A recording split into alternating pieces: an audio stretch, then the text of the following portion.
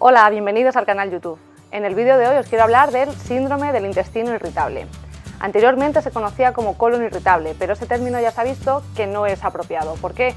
Porque con colon irritable entendemos que esa molestia o esa irritabilidad solo afecta al colon y se ha visto que no, que afecta a todo el intestino. Entonces por eso ya se llama síndrome del intestino irritable. Entonces vamos a hablar un poquito de este síndrome.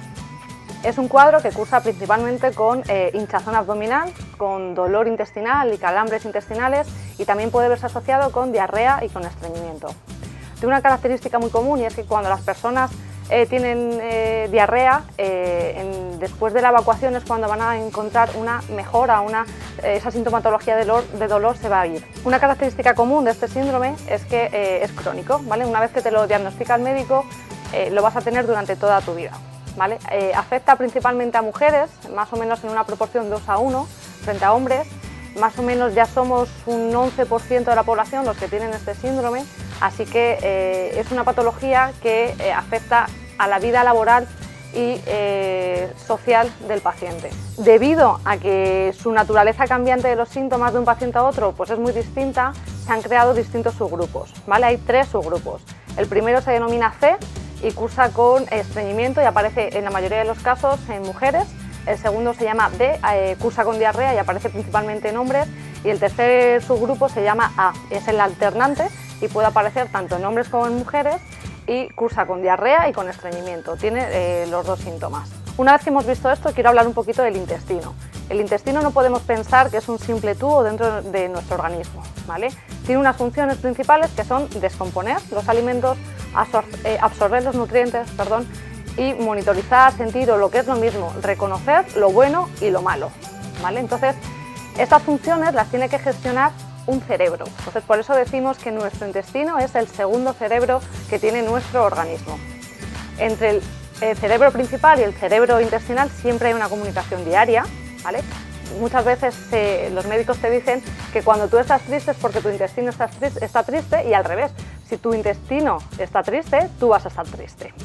Con esto podemos decir que este síndrome, el síndrome del intestino irritable, tiene una nueva sintomatología, un nuevo síntoma.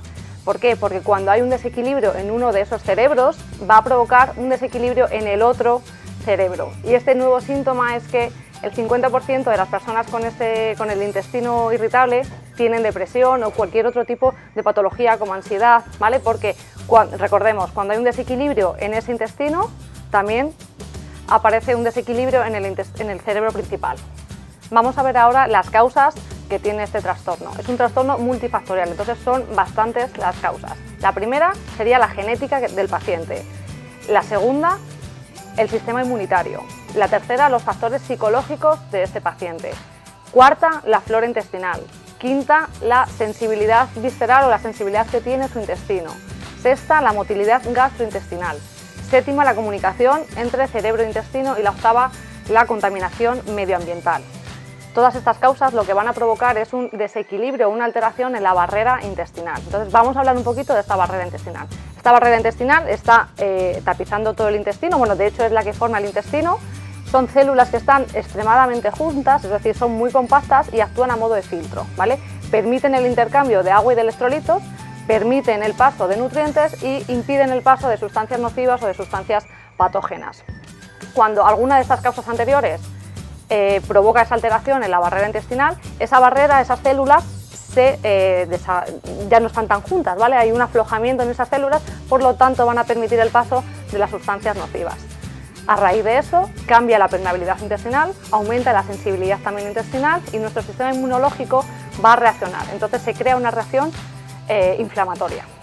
Estas causas que hemos visto anteriormente son las causas principales que causan el síndrome de intestino irritable, pero hay otras causas que también van a causar un cambio en la permeabilidad del intestino, por lo tanto son otras causas secundarias que también pueden provocar el síndrome del intestino irritable. ¿Cuáles son estas causas nuevas? Pues principalmente el estrés, también las dietas ricas en grasas y en alcohol, otras son las infecciones intestinales, las intolerancias a algún alimento y también alteraciones en la flora intestinal de ese paciente. El tratamiento para este síndrome del intestino irritable es el siguiente. El primero del que vamos a hablar es el farmacológico. Este tratamiento farmacológico es para mejorar o, mejor dicho, aliviar los síntomas que ya tiene el paciente. El paciente puede tener estreñimiento, puede tener diarrea, puede tener calambres intestinales. Entonces hay fármacos para mejorar esa sintomatología. Pero en la mayoría de los casos lo que quiere el paciente es impedir que aparezcan esa sintomatología. Entonces aquí vamos a hablar de esos tratamientos. Uno sería la dieta. La dieta tiene que ser baja en grasas y baja en alcohol, y también debería ser baja o por lo menos disminuir un poquito la ingesta de alimentos que provocan procesos fermentativos en nuestro interior. En este caso lo principal sería, por ejemplo, los hidratos de carbono o las legumbres. Lo que pasa es que estos alimentos son los que dan de comer a nuestra flora intestinal, por lo tanto hay un poquito de controversia en ese tratamiento. El siguiente tratamiento a modo preventivo sería el uso de probióticos y prebióticos. Hay pacientes que les funciona muy bien y hay otros que no les funciona tan bien. Eso es debido a que, dependiendo de dónde tenga la alteración esa persona, o sea, esa alteración en la barrera intestinal, pues ahí encontramos unas cepas u otras. Entonces, como no podemos saber dónde tenemos nuestra alteración en la barrera intestinal, tomamos probióticos, pero a lo mejor no son los adecuados para esa zona donde la tenemos dañada. Entonces, no siempre son 100% eficaces. Otro tratamiento que es muy novedoso, que ha salido hace relativamente poco, es la toma de resinas, de polisacáridos y de polifenoles. Las resinas y los polisacáridos tienen la particularidad de que se adhieren muy bien a toda la barrera intestinal, por lo tanto van a formar como una capa de protección para impedir el paso de esas sustancias nocivas. Y el uso de los polisacáridos sería porque tiene una acción antioxidante, es decir, esas sustancias nocivas las van a neutralizar para que así sea difícil su absorción. Este ha sido el vídeo de hoy, espero que os haya gustado y sobre todo que os sea de utilidad. Muchas gracias. Cualquier consulta os ponéis en contacto con nosotros en las redes sociales. Gracias.